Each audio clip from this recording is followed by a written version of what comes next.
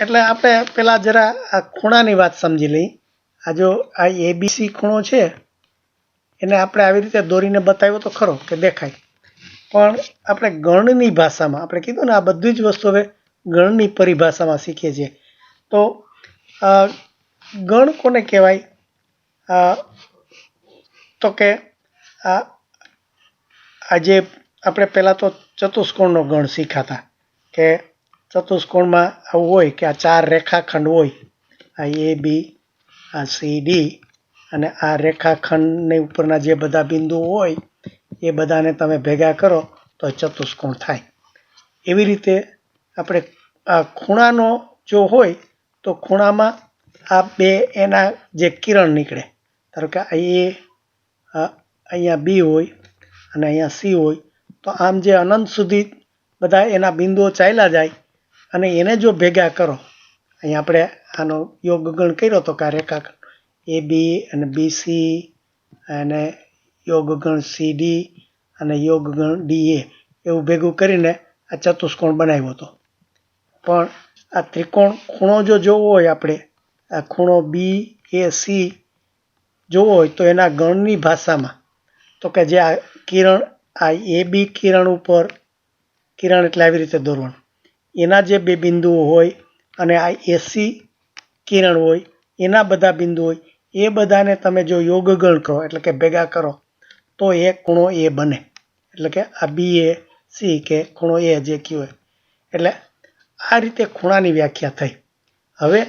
આપણે એનાથી આગળ વધીએ છીએ, એના અંદરનો ભાગની વાત કરે છે કે ત્રિકોણ આપણે બનાવ્યો તો એનો અંદરનો ભાગ શું, તો એની વ્યાખ્યા કેવી રીતે કરી ગણની? તો આપણે આમ તો જો નજરે જોઈએ તો આપણે કહેવાય કે ભાઈ એક ત્રિકોણ દોર્યો હોય અને એની અંદર જે આ ભાગ બધો હોય એ અંદરનો ભાગ કહેવાય ત્રિકોણનો। એટલે એવી રીતે આમ સાદી ભાષામાં આપણે કહી દઈએ કે આ એબીસીની અંદર જે ગ્રીન આ બધા બિંદુઓ છે એ બધો અંદરનો ભાગ કહેવાય। પણ આપણે અહીંયા થોડી જુદી રીતે શીખીએ છીએ કે ધારો કે મેં આ ત્રિકોણ બનાવ્યો તો એમાં આ 3 ખૂણા બન્યા, બરાબર ને? તો આ 3 ખૂણા છે તો આ ખૂણો એ હોય અને એના આ જે અંદરના બધા જે આ બિંદુ હોય એ એના સભ્યો કહેવાય આ ખૂણા, એટલે અંદરના ભાગ। ખૂણાની વાત નથી, ખૂણાની અંદરના આ ખૂણા એની અંદરના બિંદુઓ નો એક ગણ તમે લ્યો, આ બધા બિંદુઓ બોલ્યો, અને પછી એમ કે આ ખૂણો બી હોય, અહીંયા ખૂણો બી બનાવો અને એટલે તો આ બે લાઈનની અંદર જે બધા બિંદુઓ આવતા હોય, એટલે આ જે બે બિંદુઓ આવતા હોય આ બધા એના અંદરના એમ કે આ લાઈનની અંદર આ બાજુ અને આ બીસી લાઈનની ઉપરની બાજુ અને બી એની બાજુ આ જમણી બાજુ એ બધા જ બ્લુ બિંદુ હોય એ ખૂણા બીના અંદરના બિંદુઓ કહેવાય। એવી જ રીતે જો હું આ ખૂણો સી બનાવું કે આ સીમાં છે તો આ ખૂણો કાળા અક્ષરે દોરું, એટલે સીના અંદરના જે ડાબી બાજુ જે બધા બિંદુ હોય, આ જે બધા બિંદુ હોય એનો એક હું ગણ લઉં, એટલે ખૂણા સીનો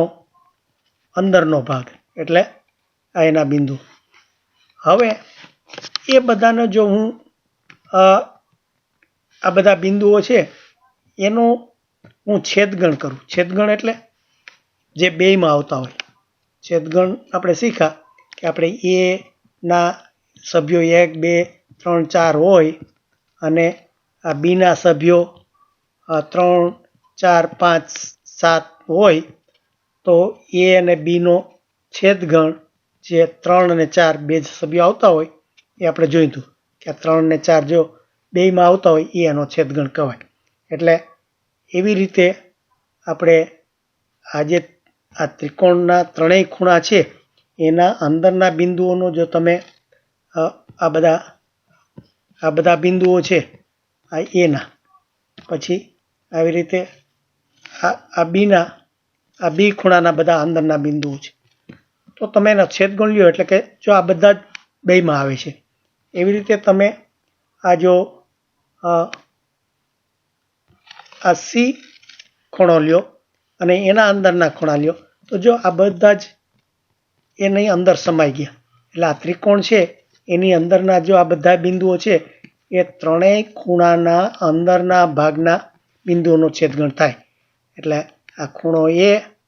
નો અંદરનો ભાગ, અંદરના સભ્યો, અંદરનો ભાગ, ખૂણા બી નો અંદરનો ભાગ